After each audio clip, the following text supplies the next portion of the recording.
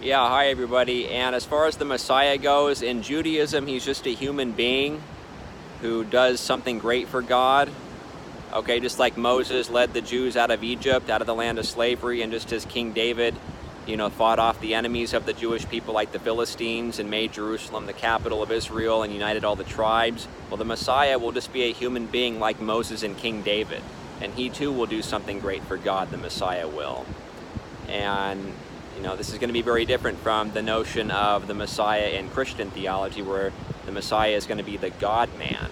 The Messiah is going to be both God and man, theos anthropos, okay?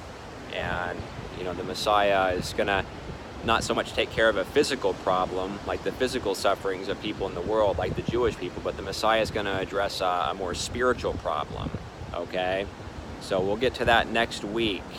What the Christian notion of the Messiah is all about, okay? The Christian Messiah leads people out of like a spiritual Egypt, out of a spiritual darkness, out of a spiritual slavery, okay? We're slaves to Satan, one interpretation of the atonement goes, and Jesus helps to free us from Satan's grasp, okay? That spiritual slavery, okay?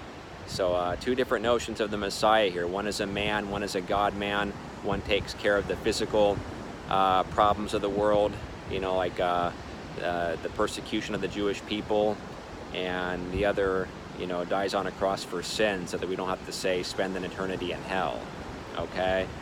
And it kind of can get really complicated, some of these discussions, but those are kind of the two views, man versus God-man. One takes care of a physical problem, one takes care of a more spiritual problem.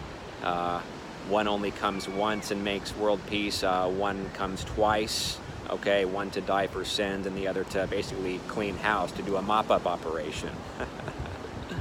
Okay? So a lot of good stuff to explore in this class.